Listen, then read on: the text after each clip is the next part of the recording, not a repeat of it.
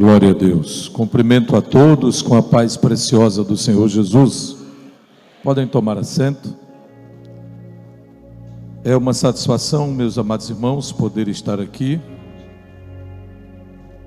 mais uma vez nessa igreja e agora com a oportunidade de trazer uma palavra sobre esse tema tão importante do nosso Congresso de Missões.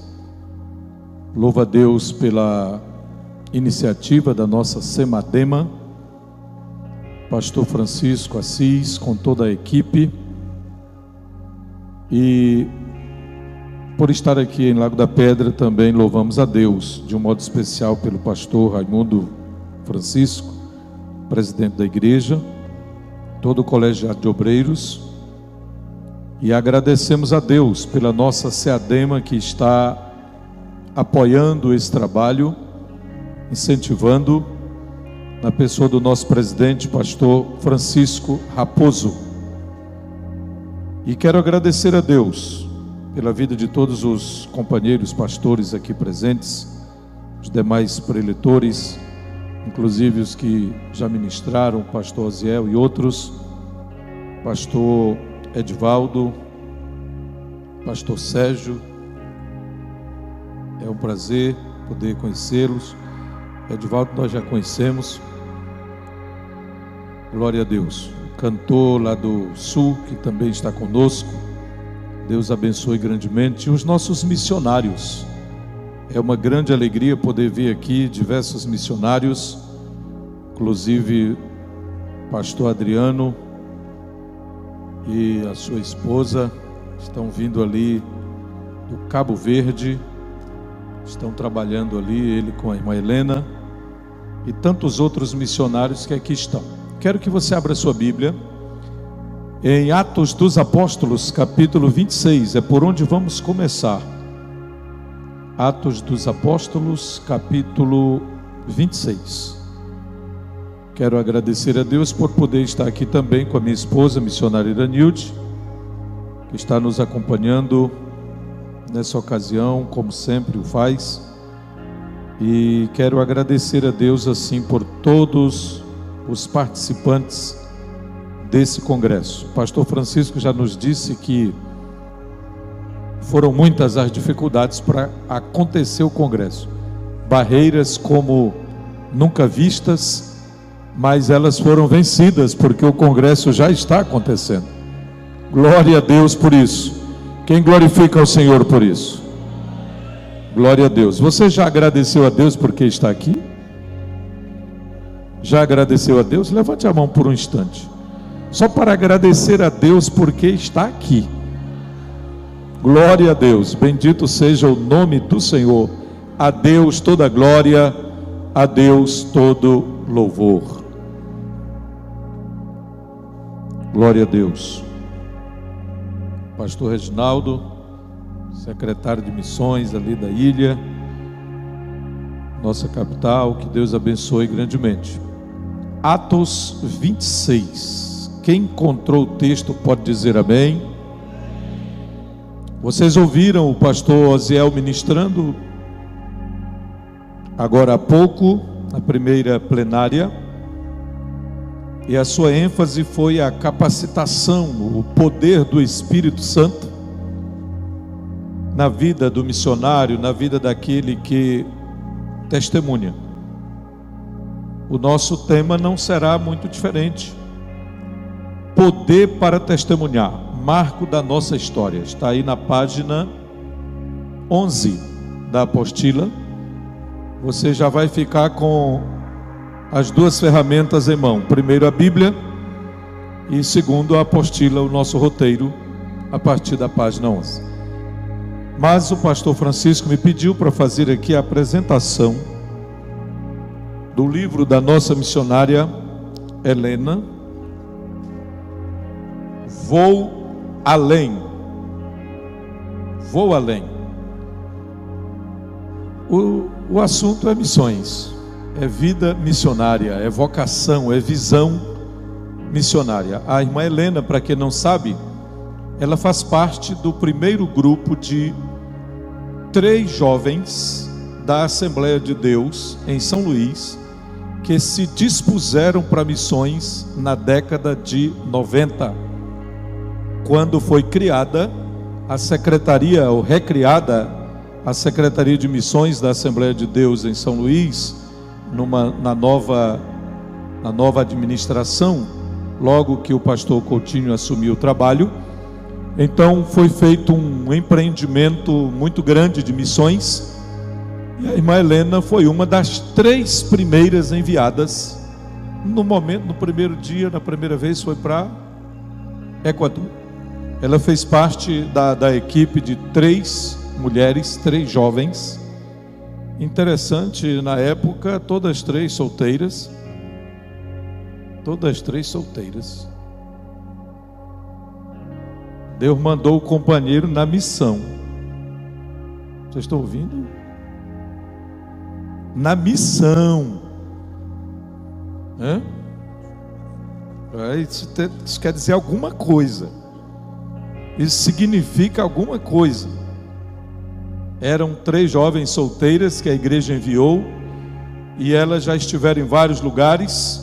Hoje cada uma está em um país, e a nossa irmã Helena agora nos apresenta aqui o seu livro. Primeiro capítulo é Missões, Vou Além. Segundo, Você é convidado a ir além. Terceiro, Vou Além. Quarto, Qual é o teu além? Como ir mais além? Aí vem aqui umas frases missionárias e um pouco de sua vida, e o que significa ser missionário, o que é estar no campo missionário. São exemplos, são lições, são histórias de vida dedicada à obra missionária já há quase 30 anos, né? Já está com 25 anos de campo missionário. Tem alguma coisa a dizer, não tem, irmãos? Tem alguma coisa a dizer. Então, não volte para casa sem adquirir essa obra, e você vai ser certamente edificado. De vez em quando alguém está divulgando o livro e diz assim: compre para ajudar o irmão. Eu não concordo. Tem que comprar para ajudar você. É você que vai ser edificado. Bem, mas ajuda também o missionário. Pode. Mas essa não é a prioridade. A prioridade é ajudar você, com mais conhecimento, com mais preparo, com mais capacitação, e com certeza esse conhecimento será usado como uma ferramenta na obra de Deus. Atos 26, eu quero ler os versículos 15 a 18, 15 a 18, e depois eu vou ler o 19, mas de uma forma já diferenciada. Vamos lá. Então eu perguntei: quem és tu, Senhor? Ao que o Senhor respondeu: eu sou Jesus a quem tu persegues. Mas levanta-te e firma-te sobre teus pés, porque para isto te apareci. Olha o que Jesus está dizendo a Paulo, ao jovem Saulo, conhecido como Paulo, seu nome grego. Saulo é o seu nome hebraico. Porque para isto te apareci. Olha a explicação de Jesus: para te constituir ministro e o que, irmãos? Testemunha. Diga: ministro e testemunha. Agora há pouco você ouviu uma explicação sobre a palavra testemunha, martiria, aquele que testemunha, aquele que está pronto inclusive para dar a própria vida. Para te constituir ministro e testemunha, tanto das coisas em que me viste, como daquelas pelas quais te aparecerei ainda. Jesus está dizendo: eu vim, eu te apareci, eu estou falando contigo para te oficializar como ministro, como testemunha, tanto das coisas em que me viste, como de outras, como daquelas pelas quais te aparecerei ainda. Mas continue agora o versículo 17, leiam todos por bondade. Livrando-te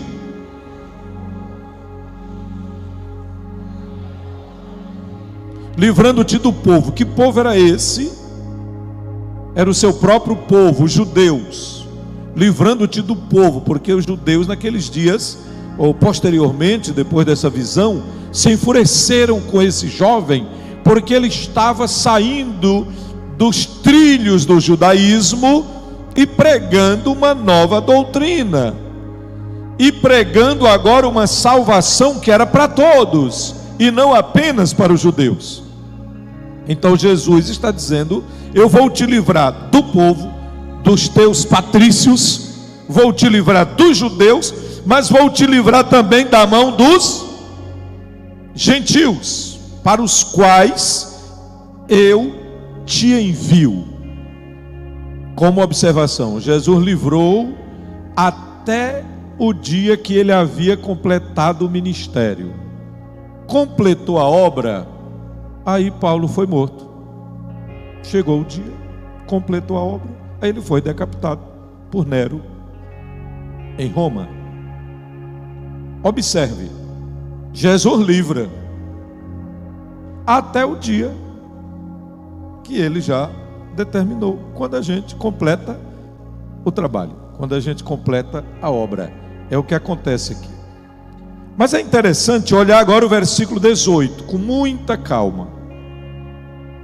No 17, Jesus diz: livrando-te do povo e dos gentios, para os quais eu te envio. 18.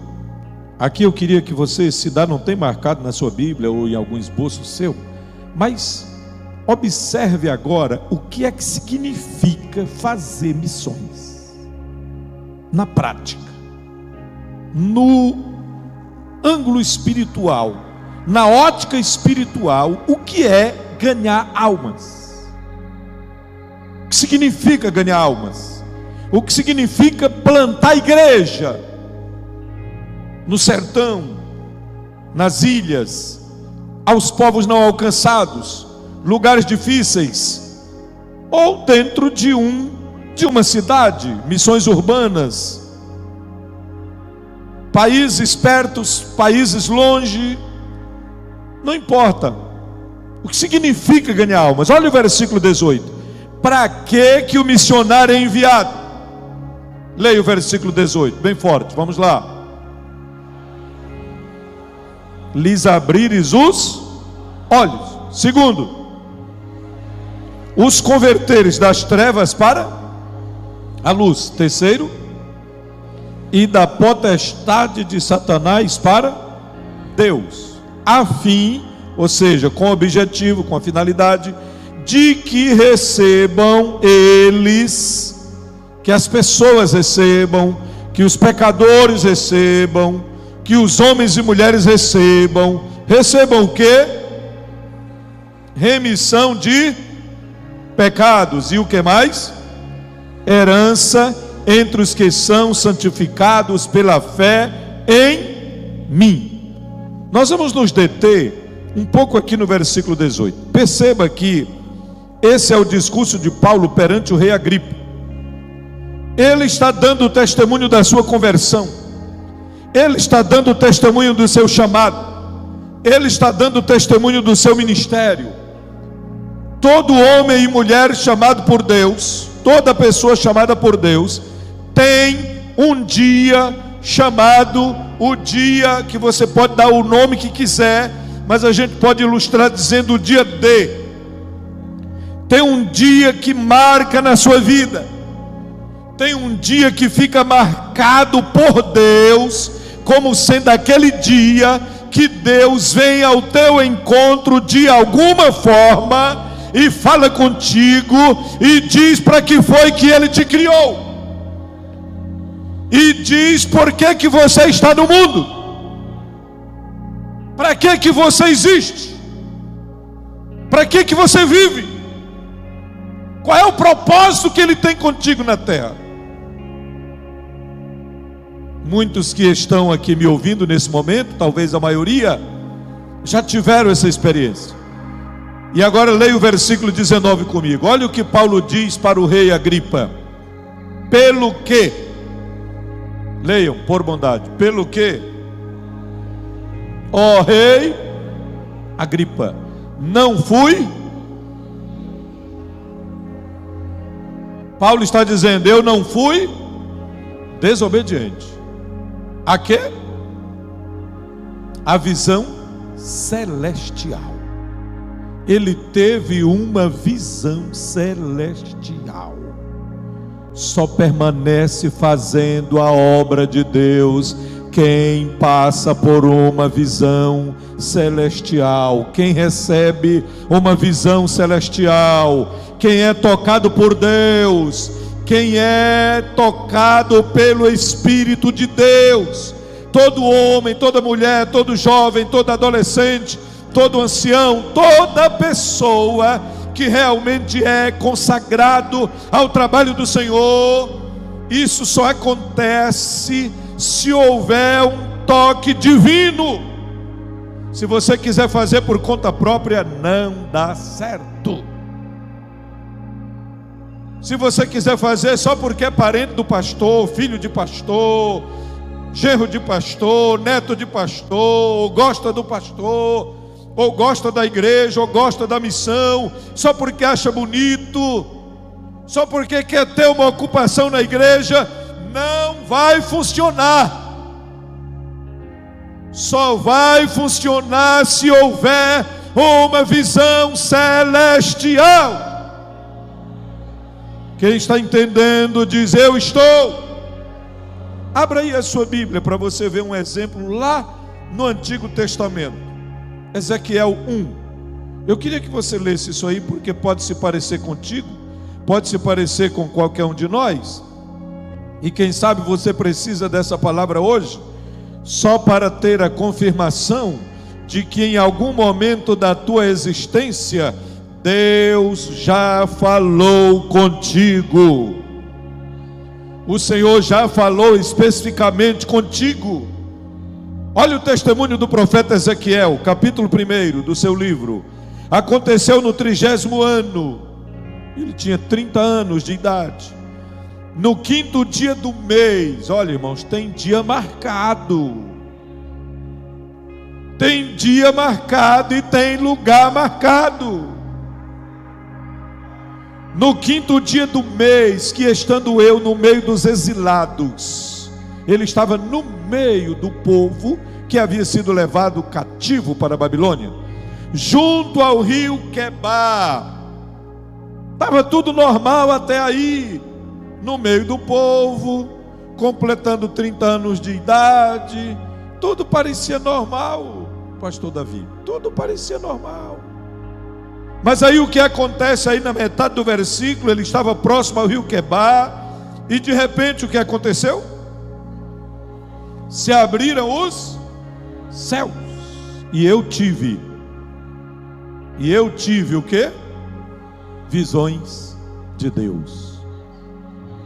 E talvez você veio ao congresso este ano para ter convicção absoluta que os céus ainda se abrem sobre nós, que Deus ainda está disposto a abrir os céus sobre nós. Os céus ainda se abrem. Os céus ainda se abrem. Você pode ter visões de Deus hoje, aqui, agora. Os céus ainda se abrem. Deus abriu o céu sobre Ezequiel, à vista de Ezequiel, e lhe deu um ministério, uma missão, um propósito, uma tarefa, fez um chamado. Ele diz no versículo 2: no 5º dia do referido mês, no 5º ano do cativeiro do rei Joaquim. Estava acontecendo um momento difícil na política de Israel. O rei estava já no 5º ano de cativeiro. Agora veja o versículo 3. Veio expressamente a palavra do Senhor a Ezequiel, filho de Buzi, o sacerdote, na terra dos caldeus, junto ao rio Quebar. Final do versículo 3, leia. E ali esteve sobre ele a mão do Senhor. Quando os céus se abrem e quando Deus nos dá a sua visão, a sua mão é posta sobre nós para fazermos aquilo que Ele deseja que façamos. Glória a Deus. Paulo está dizendo para o rei Agripa: eu não fui desobediente à visão celestial. Quando Paulo disse isso, ele estava preso em Cesareia Marítima. Inclusive Deus me deu a oportunidade de conhecer essa cidade agora, semana passada. Estávamos lá há menos de 10 dias e vimos as obras construídas por Herodes, e entrei, inclusive botei lá o pé e me emocionei nesta sala onde Paulo foi julgado. E estar lá ainda não é tão grande a sala, no máximo daqui até nessa coluna aí, e mais ou menos aqui nessa segunda fileira, uma sala pequena. Ainda estar lá, não está mais a sala toda, tem só o baldrame e bem conservado. Deus me deu o privilégio de estar ali. Eu me emocionei quando eu lembrei desse episódio na vida de Paulo. Ele foi preso em Jerusalém e depois foi levado para Cesareia e ficou ali 2 anos, e foi ali que ele recebeu a visita de Jesus e disse: como tu foste fiel, como tu deste testemunho de mim em Jerusalém, tu vais dar testemunho de mim em Roma. Em Roma. Porque Paulo, na hora do julgamento, disse: eu apelo para César. Ele apelou para Roma, ele era um cidadão romano, então ele tinha esse direito. Ele não queria ser julgado pelos judeus que estavam enfurecidos e querendo matá-lo, apedrejá-lo. Tinham vindo de Jerusalém para Cesareia, não é tão longe, e eles tinham ido com o objetivo de matar Paulo, mas Deus o guardou, e ele teve a oportunidade naquele período de 2 anos de testemunhar perante Berenice, perante Festo, perante o rei Agripa e perante outras autoridades romanas.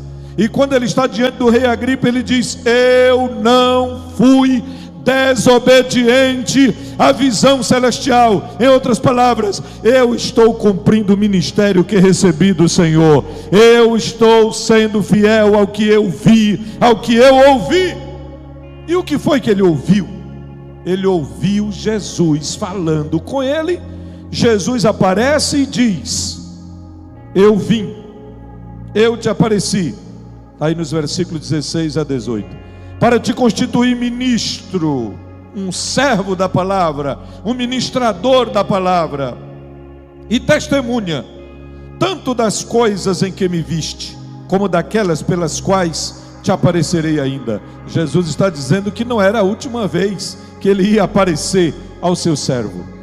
Aqui tem um detalhe interessante, irmãos. Todos nós, eu já vou completar 30 anos de pastor no próximo ano. Já estou com 29 anos credenciado pela nossa SEADEMA, trabalhando como pastor. Comecei ainda com 25 anos de idade, ainda solteiro. Casei no ano seguinte. E já estamos com 29 anos de caminhada no ministério pastoral. E todos os pastores aqui sabem, quem tem menos e quem tem mais tempo no ministério, sabe disso.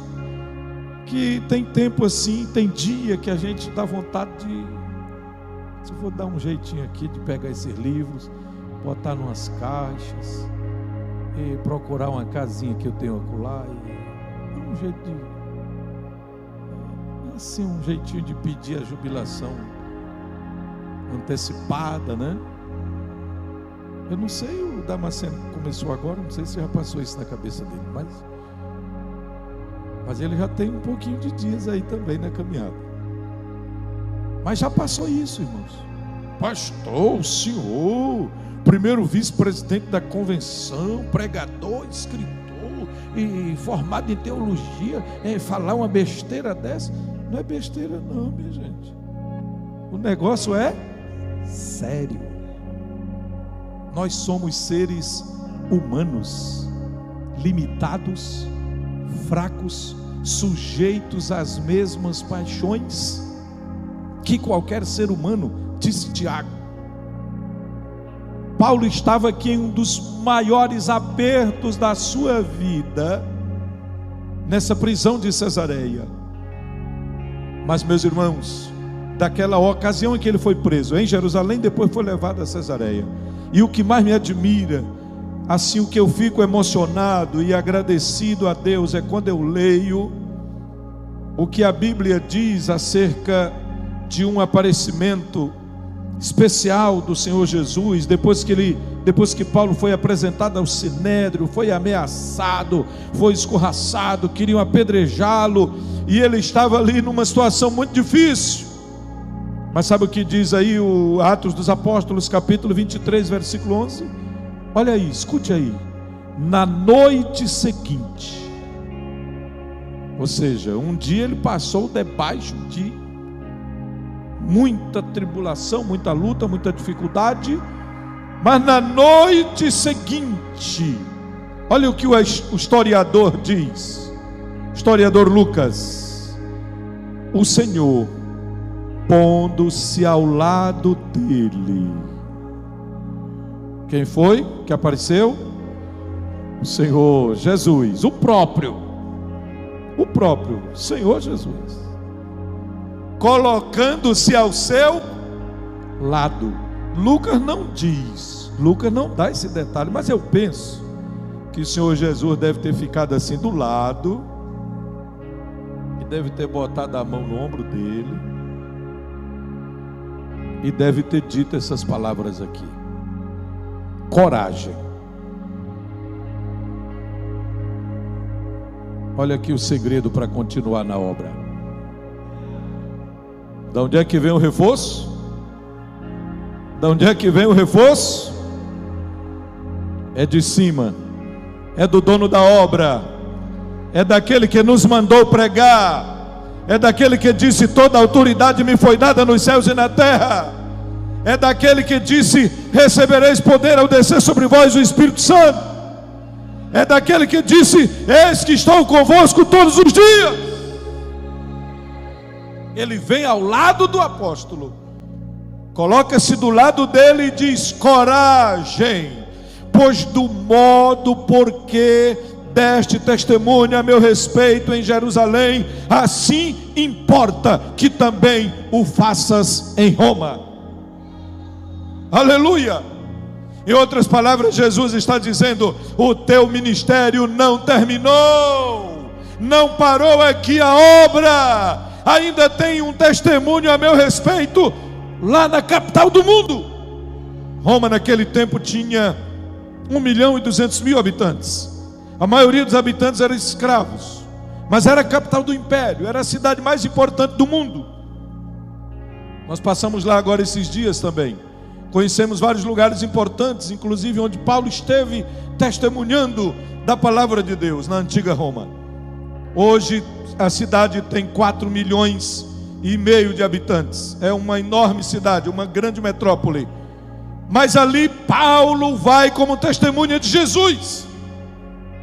Jesus aparece e diz: coragem, como você testemunhou de mim em Jerusalém, a capital dos judeus, agora você vai testemunhar de mim na capital do mundo, a cidade mais importante do mundo naqueles dias. Mas olha a palavra que Jesus diz: coragem. Coragem. Tem gente que deve ter vindo a esse congresso, e talvez você estava precisando ouvir só essa palavra do Senhor Jesus: coragem, não terminou ainda. Ainda tem almas esperando pelo teu testemunho. Ainda tem autoridades esperando pelo teu testemunho. Ainda tem gente importante esperando pelo teu testemunho. Ainda tem escravos esperando pelo teu testemunho. Ainda tem jovens esperando pelo teu testemunho. Ainda tem adolescentes esperando pelo teu testemunho. Ainda tem obreiros para você formar. Ainda tem líderes para você formar. Ainda tem cartas para você escrever. Ainda tem testemunhos para você dar de mim nos lugares mais importantes do mundo. Não importa o lugar onde você está agora, o que importa é o projeto de Deus para a tua vida. Bendito seja o nome do Senhor. Mas eu quero me deter aqui 2 minutos no versículo 18. Eu quero que você entenda que missões não é passatempo. Missões não é passatempo. Missões não é apenas para ocupar o tempo que você estava desocupado, o tempo que você tinha sem ter o que fazer. Não. É o trabalho mais importante que existe sob o ponto de vista de Deus.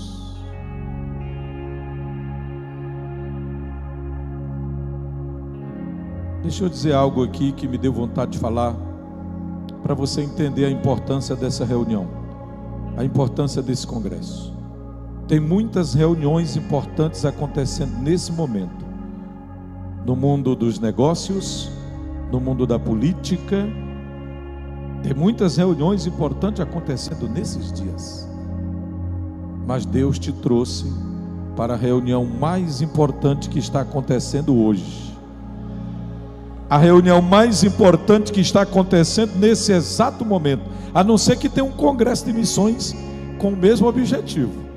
Mas se não tiver um congresso de missões com o mesmo objetivo, este é o conclave mais importante que está acontecendo no mundo nesse exato momento.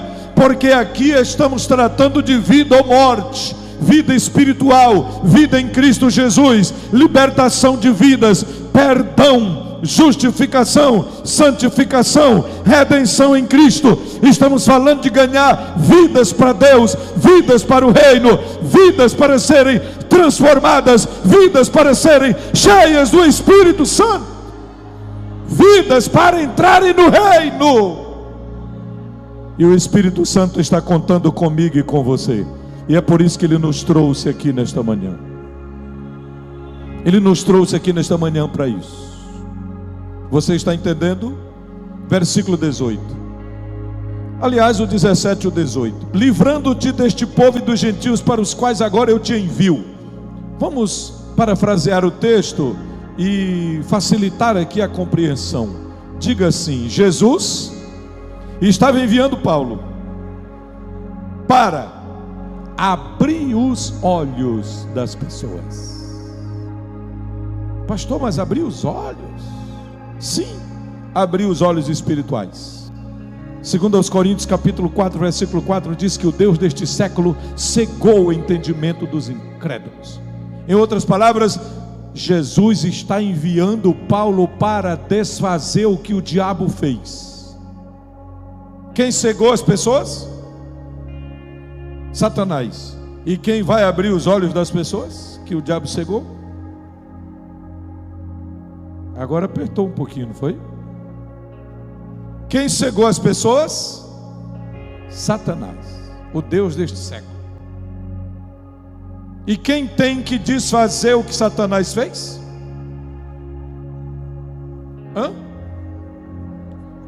Jesus. Mas aqui Jesus não está dizendo que é ele não, está dizendo que é Paulo.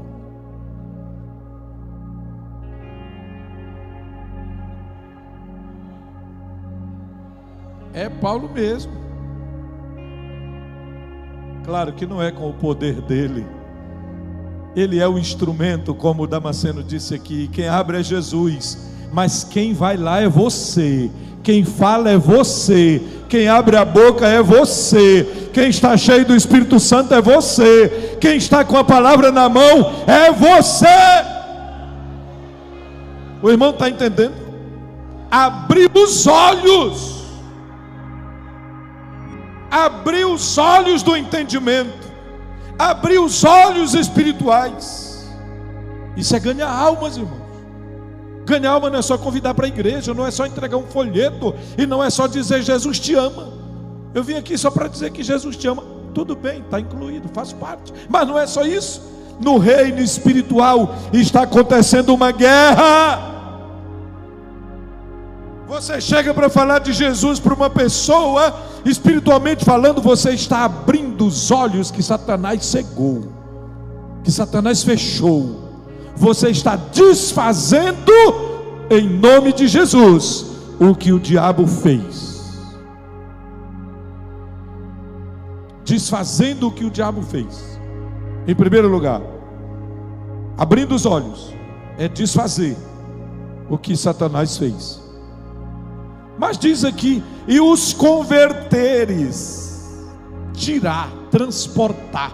Converter é mudar de posição, é mudar de sentido.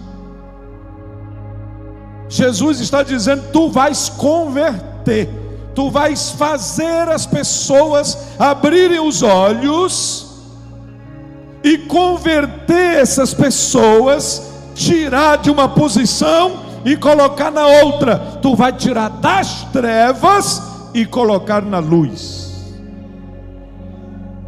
Olha o tamanho do desafio espiritual: tirar das trevas e colocar na luz.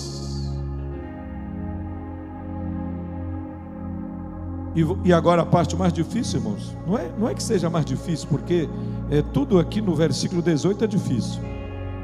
Humanamente falando, ninguém consegue fazer isso aqui sozinho. Ninguém consegue.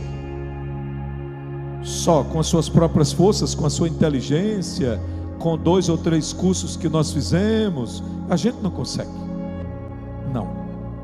Isso aqui só acontece se nós estivermos cheios do Espírito de Deus e cheios da palavra de Deus.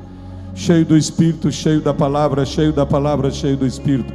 Cheio do Espírito e cheio da palavra. Acontece. Olha aqui o versículo 18 ainda: das trevas para a luz, e da potestade de Satanás para Deus. Em outras palavras, Jesus está dizendo assim para Paulo: Paulo, eu estou te enviando. Você vai abrir os olhos das pessoas, você vai tirar as pessoas das trevas e colocar na luz, e você vai arrancar. Não é tirar assim com todo carinho, assim com todo, vou dar um jeitinho aqui. Não, aqui é arrancar. Arrancar do poder de Satanás e colocar debaixo do poder de Deus. Sabe o que quer dizer isso aqui, irmãos? É que não existe alguém dizer, eu estou em cima do muro. Eu não sou de Jesus, mas eu também não sou do diabo. Sabe o que esse texto está dizendo aqui? Lucas está nos ensinando, Lucas, teólogo e historiador, ele está nos dizendo que uma pessoa está ou debaixo da influência de Deus, ou debaixo da influência de Satanás. Isso é muito sério, irmãos. Muito sério isso aqui.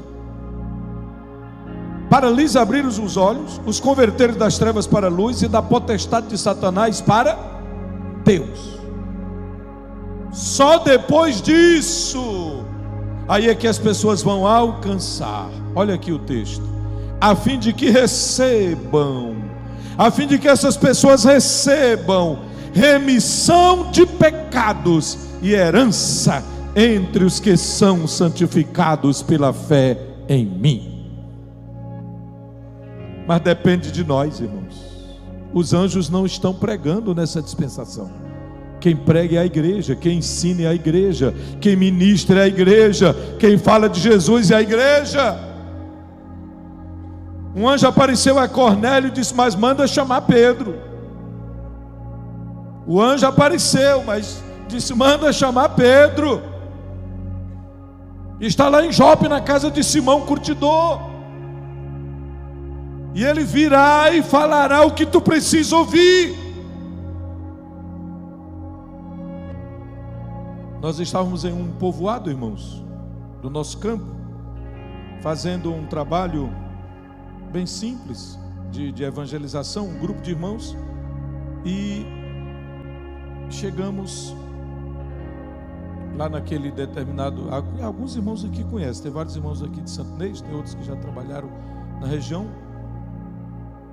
um povoado chamado Água Boa, e estávamos de casa em casa, equipes de 2, equipes de 3 pessoas, de casa em casa. E aí então tinha lá um lugar de manifestações diabólicas, e famoso na região, porque ia muita gente de vários lugares para lá fazer suas consultas com aquele casal que ali estava. E não foi nem eu que comecei a falar de Jesus para a dona da casa, umas irmãs, umas senhoras que estavam conosco, 2 senhoras, e minha esposa estava também. E aí começamos, um grupo falando com o esposo, outro grupo falando com a esposa, e nós sabíamos que lugar a gente estava pisando, sabíamos que ali não era pessoas assim fáceis de lidar na evangelização. Depois de uns 5 ou 10 minutos, a pessoa resolve se decidir a Cristo, lá a mulher, e eu sabia que se nós saíssemos dali só com aquela oração, não estava ainda resolvido. E ela disse: mas você trabalha de quê? Ela disse: não, eu trabalho aí nessa casa. Aí mostrou o salão, né? Eu trabalho aí nessa casa. Aí eu disse: pois vamos lá. A senhora realmente está disposta a aceitar Jesus mesmo? Aceitou de todo o coração e quer deixar esse movimento aí? Quer realmente seguir a Jesus? Ela disse: eu quero. Aí fomos lá onde o cidadão, ele disse: não. Eu disse: mas se o senhor permite, é ela que controla aqui. Eu disse: é ela que é a principal. Eu digo: então ela pode entrar comigo lá, com os irmãos? Pode, está liberado? Tá. Nós entramos lá e eu orientei que ela fizesse a confissão de fé lá dentro, exatamente ao lado do altar, lá do negócio lá bem. Eu sabia o que podia acontecer, né? Que a gente estava num campo ali minado, né? Minado. Na hora que começa as primeiras palavras de confissão de fé e oração, tá. O demônio se manifesta e nós expulsamos o nome de Jesus.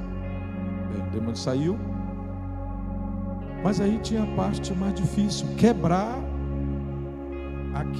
a manifestação nela e quebrar ali também os vínculos daquele lugar, porque tinha que acontecer alguma coisa. Mais uma vez eu pedi que ela confirmasse. Quando ela confirmou, eu disse: então nós vamos orar agora em nome de Jesus. E eu não podia explicar os detalhes, mas os irmãos sabem o que a gente queria, né? Estão entendendo? Sabe o que a gente queria, né? Então, eu não podia explicar, não podia dar uma aula. Então, oramos para que Deus encerrasse ali, naquele instante, tudo, deixasse de ser o que era. Oramos. À noite eles estavam no culto. Aí na semana seguinte vem o desafio do discipulado. E agora, esse negócio aí, como é que fica e tal. Para resumir, eu quero dizer aos irmãos que nunca mais apareceu nada naquele salão, naquele lugar. Deixou de existir. Depois o casal foi embora, saiu de lá, os filhos levaram, 1 ou 2 aceitaram a Jesus, levaram para outro lugar.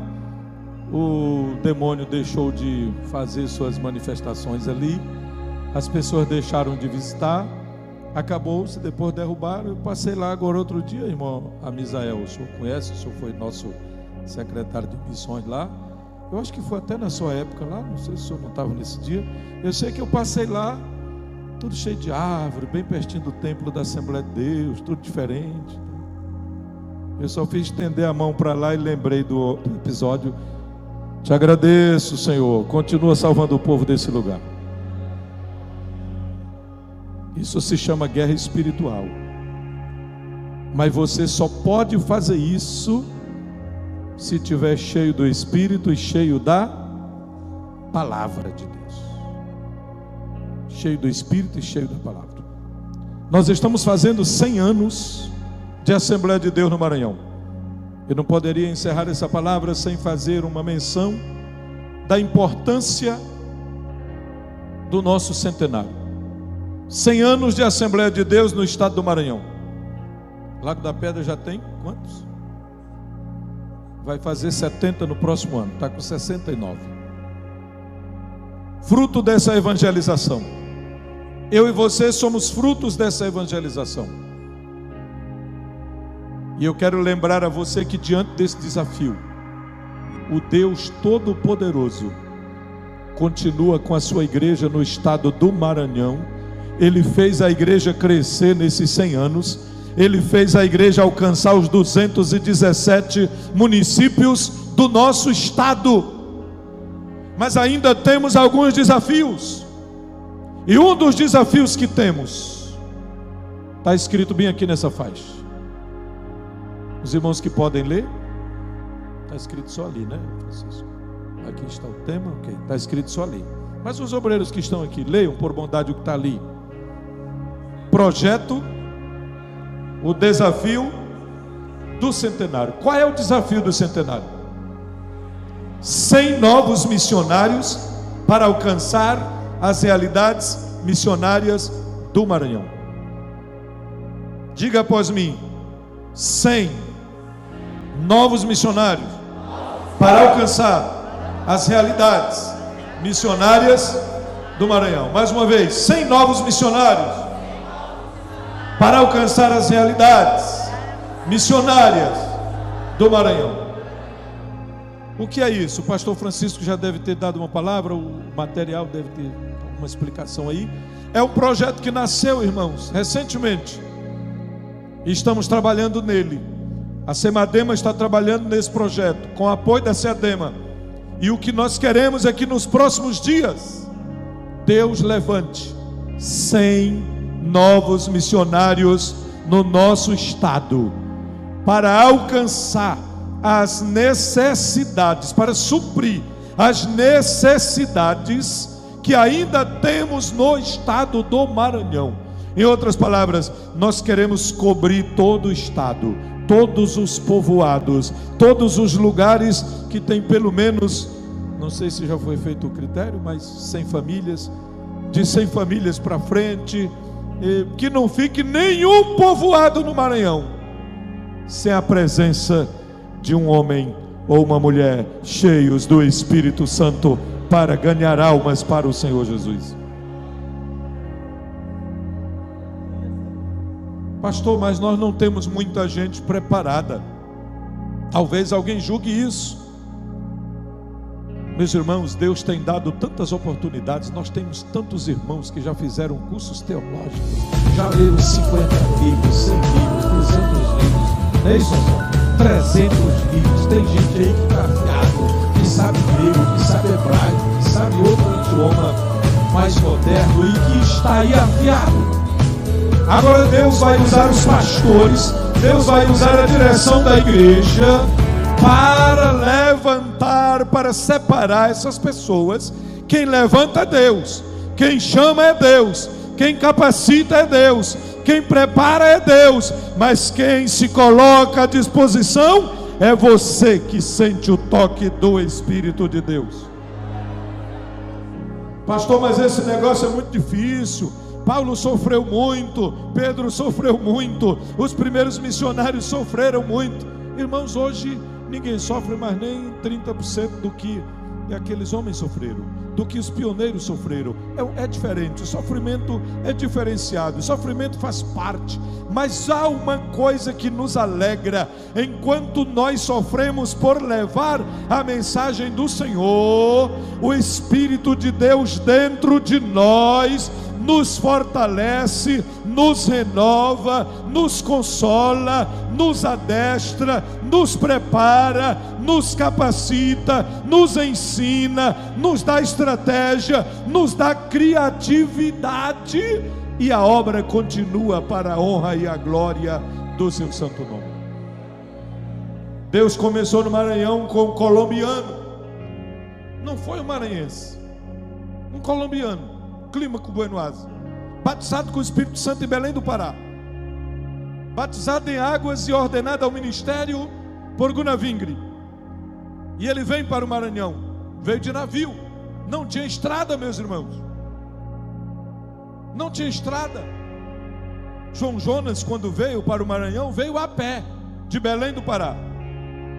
Quem dá esse testemunho é o pastor Alcebiades Vasconcelos. Quando eu escrevi esse livro, João Jonas, o apóstolo dos sertões, passei 8 anos de pesquisa e andei mais de 8.000 quilômetros para conversar com mais de 60 pioneiros que conheceram os nossos primeiros crentes, inclusive João Jonas. Clímaco Buenoase veio de navio, João Jonas veio a pé. João Jonas chegou depois dele. Buenoase começa em São Luís, começa bem no centro da cidade, distribuindo bíblias, distribuindo folhetos. Aqui e acolá ele vendia, aqui e acolá ele doava. Quando chega o dia 15 de janeiro de 1922, ele fez o primeiro batismo e fez a primeira Santa Ceia. Ali estava começando a primeira Assembleia de Deus do estado do Maranhão. Ali estava a semente nascendo. Poucos dias depois, Deus usou a irmã Raimunda Aragão, que sai de São Luís para visitar os parentes em Ibacá, no interior de Viana. E ao chegar lá, ela começa a pregar, começa a falar de Jesus.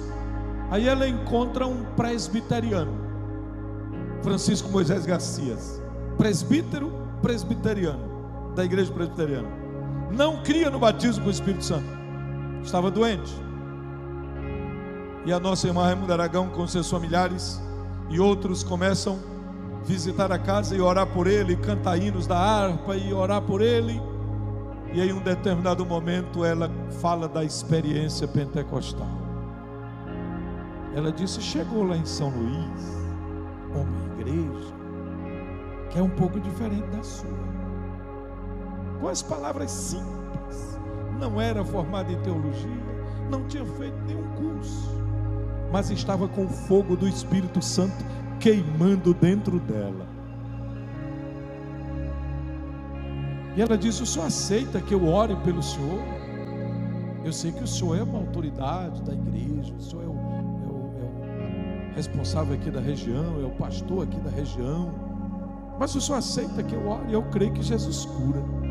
Jesus não apenas salva, mas Ele também cura e Ele também batiza com o Espírito Santo. Ela repetiu a mensagem que ela ouviu: Jesus salva, Jesus cura e Jesus batiza com o Espírito Santo. O homem para quem ele estava falando já era salvo, era um presbítero da igreja presbiteriana, mas não enfatizava, talvez não cria na segunda expressão, nem na terceira. Mas ele permitiu. Ela falou de Jesus, falou alguma coisa, cantou, orou. Jesus curou Francisco Moisés Garcias imediatamente. Francisco se levanta, Francisco Moisés Garcias se levanta, curado. E ela foi mais ousada. É muita ousadia, né? A pessoa sair lá da capital, uma cidadã, uma senhora, e tentar evangelizar uma autoridade de uma outra denominação. Mas ela foi ousada, e com a ousadia ela disse: se você crê, eu vou orar por você. Jesus vai te batizar com o Espírito Santo. O homem deve ter tido um tempo, leu a Bíblia, leu Atos dos Apóstolos, entendeu a doutrina e creu. e disse: pode orar. Ele também foi batizado com o Espírito Santo. Aquele homem se tornou o segundo pastor, aliás, o terceiro pastor da Assembleia de Deus no Maranhão. Como assim, pastor? Sim, ele já era um obreiro treinado, só faltava o revestimento do Espírito Santo. Depois esses obreiros se reúnem no ano de 1934 em Coroatá, colocam as mãos na cabeça de João Jonas, que se torna o nosso primeiro pastor da convenção maranhense. João Jonas vai para o interior de Dom Pedro, ora por um jovem chamado Alcebiades Pereira Vasconcelos, muito religioso, católico apostólico romano, já era um observador, já tinha lido alguma coisa da Bíblia, e quando ele escuta João Jonas pregar, ele resolve ficar depois do culto, enquanto João Jonas vai tirar algumas dúvidas do rapaz, porque ele era inquiridor. E João Jonas ora por ele. Poucos dias depois, João Jonas batiza Alcebiades Vasconcelos, e logo em seguida Jesus batiza Alcebiades Vasconcelos com o Espírito Santo. João Jonas chega para Alcebiades e diz: Jesus me diz que tu vais ser pastor. Alcebiades disse: eu não quero, eu não gosto, eu não desejo. Como é que eu vou ser pastor? Jesus me diz que tu vais ser pastor, mas eu não quero. Mas começou a auxiliar João Jonas. Não queria, mas estava ouvindo a pregação todo dia, ouvindo a Bíblia, ouvindo a mensagem de João Jonas. E uma noite lá em Dom Pedro, hoje a gente chama Dom Pedro, na época era Mata do Nascimento, e bem na entrada ali, quem vai chegando em Dom Pedro, à direita ali, os irmãos estavam em um culto simples. Na noite anterior, Alcebiades teve uma visão. Jesus vem ao encontro dele e diz que precisava dele para a obra aqui no Maranhão. Uma noite anterior. No dia anterior ele tinha dito: eu não quero. João Jonas insistia e ele dizia: eu não vou ser pastor, eu não quero. Mas na hora que Jesus chega, aí muda tudo. Jesus visitou Alcebiades durante a noite e falou com João Jonas de manhã: é hoje, pode chamar, e hoje e no culto em Dom Pedro, o culto começou como de costume, os hinos devocionais. De repente a glória de Deus cai no ambiente. João Jonas olha para o jovem Alcebiades e diz: Alcebiades, Jesus me disse que é hoje. Como assim? Hoje eu vou te consagrar a evangelista. Claro, Jesus já tinha falado com ele na noite anterior. Aí ele não teve mais nenhuma relutância, balançou a cabeça, levantou a mão e disse para o pastor João Jonas: tudo bem, estou assim, eis-me aqui, eu estou pronto. Alcebiades vem para a frente do púlpito e João Jonas, olha como começou a se prender o Maranhão, olha como começou a nossa convenção. O primeiro pastor orando pelo Senhor. A convenção. O jovem levanta ali do banco, se ajoelha aqui e ele consagra a evangelista. Poucos dias depois, levou Alcebiades em São Luís para receber a ordenação. Aí lá estava já o pastor presidente da igreja e Francisco Moisés Garcias já era pentecostal. E os dois estenderam as mãos, junto com João Jonas, estenderam as mãos sobre Alcebiades Vasconcelos e o ordenaram ao ministério.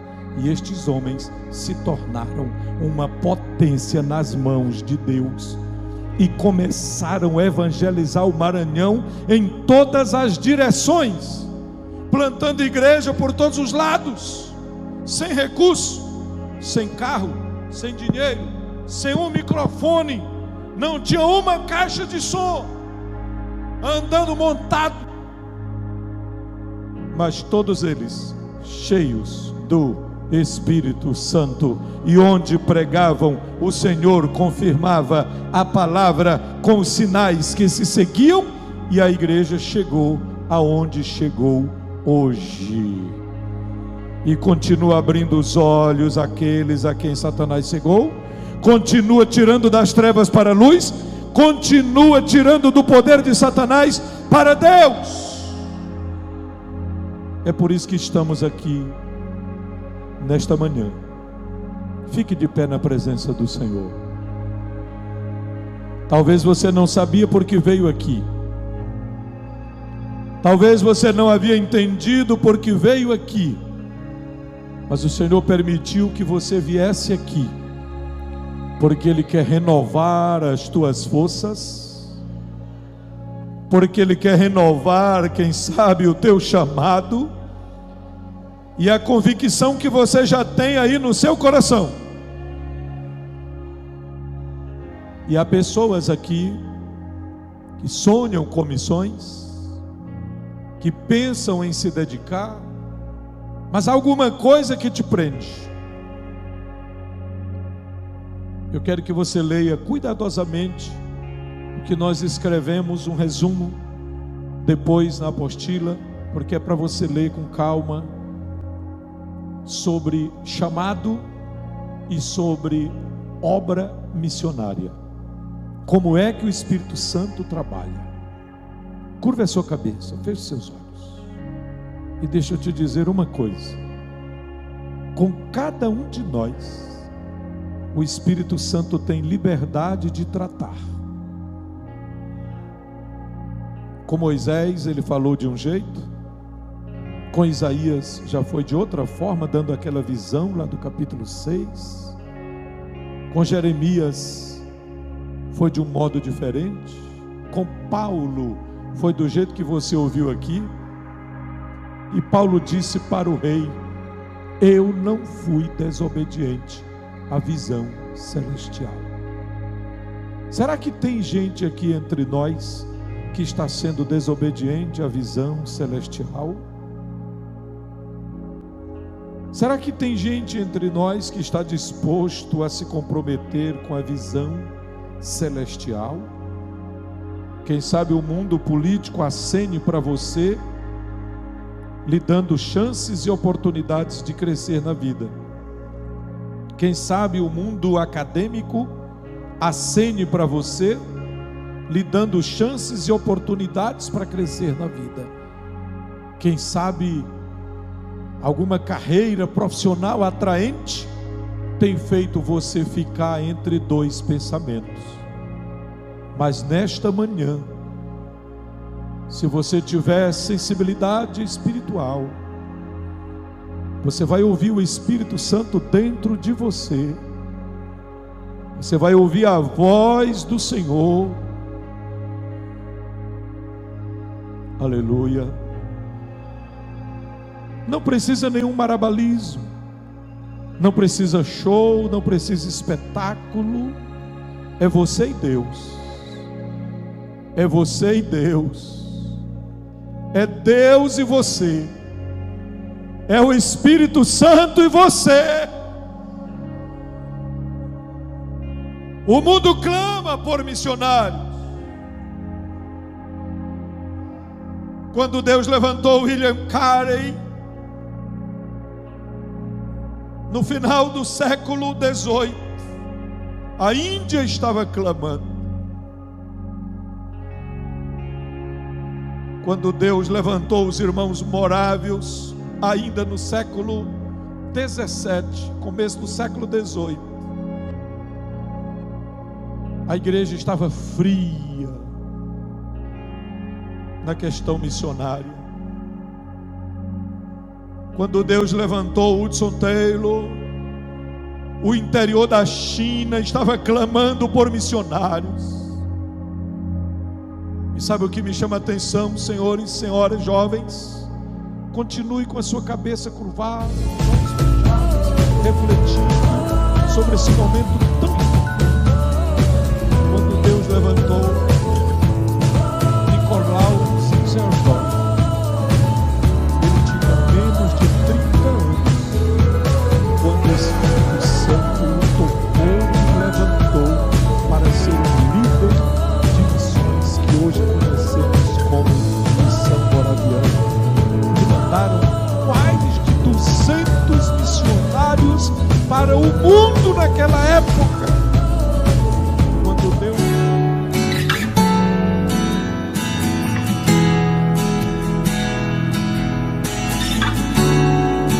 Taylor, ele tinha menos de 30 anos, pastor Salles. Menos de 30 anos. Quando Deus levantou Daniel Berg e Gunnar Vingre, quando Jesus os batizou com o Espírito Santo, Gunnar Vingre foi batizado em Chicago. Daniel Berg foi batizado dentro de um navio vindo da Suécia. Ao chegar nos Estados Unidos, foi batizado com o Espírito Santo.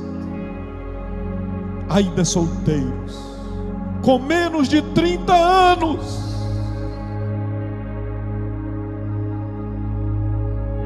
Quando eu li todos esses relatos, pastor Francisco, eu disse comigo mesmo: Senhor, é por isso que tu tens incomodado, é por isso que tu tens tocado em adolescentes. Alguns nem têm 18 anos ainda e já estão com o coração ardendo para fazer missões.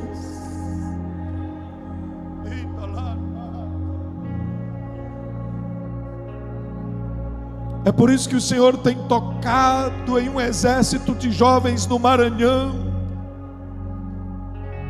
Quem sabe, queridos pastores, destes 100 novos missionários que nós estamos precisando, grande parte deles esteja aqui hoje, ouvindo esta palavra. A seara é grande, os obreiros são poucos, os desafios são muitos.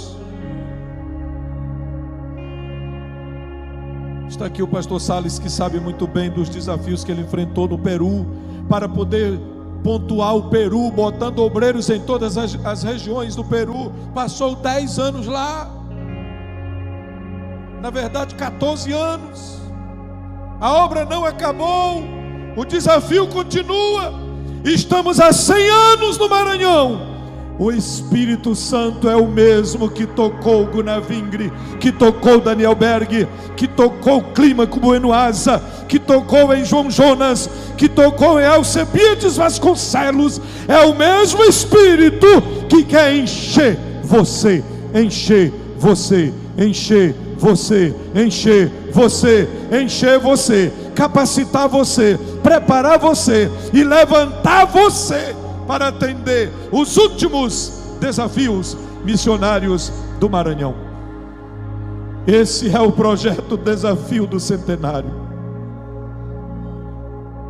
É um presente que a igreja do Maranhão precisa dar à seara do Mestre.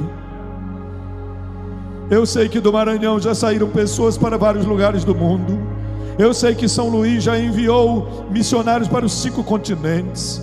Eu sei que o pastor Ziel lá em Tirical está comprometido e mandando missionários para vários países do mundo. Eu sei que lá em Imperatriz a igreja está mandando vários missionários para outras partes do mundo. Eu sei que o Senhor tem levantado obreiros aqui de Lago da Pedra. Eu sei que o Senhor tem levantado obreiros de Santa Inês. Eu sei que o Senhor tem levantado obreiros de Bacabal. Eu sei que o Senhor tem levantado obreiros lá de Timon, lá de Barra do Corda, lá de Vitorino Freire. Eu sei que o Senhor tem levantado de vários lugares, mas a obra continua. Ainda há muita terra, a ser conquistada. O desafio não acabou. E se o Espírito Santo pode contar com você, diga isso para ele agora, de olhos fechados. É você que vai dizer, não sou eu que vou orar. É você que vai dizer. Diga com suas palavras. Diga com suas palavras. Se o Espírito Santo pode contar com você, diga isso para ele agora. Diga agora em nome de Jesus. Em nome de Jesus. Em nome de Jesus. Em nome de Jesus. Em nome de Jesus. O maior promotor de missões de todo o mundo está aqui. Ele é o Espírito Santo. O maior promotor de missões da igreja é o Espírito Santo. Ele está aqui.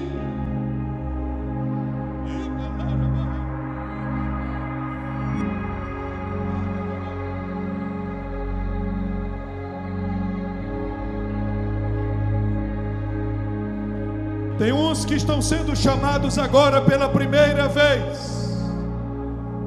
Tem outros que o Espírito Santo está só confirmando e dizendo: eu já falei uma vez, eu já te apareci, eu já te dei convicção, eu já te dei sonhos, eu já te dei visões, eu já mandei profetas, eu já enviei meus servos para falar contigo, e agora o Senhor confirma. Não tenha medo, porque aquele que chama, prepara, capacita, adestra, enche, fortalece, alegra, ensina, socorre. Ele é o dono da obra.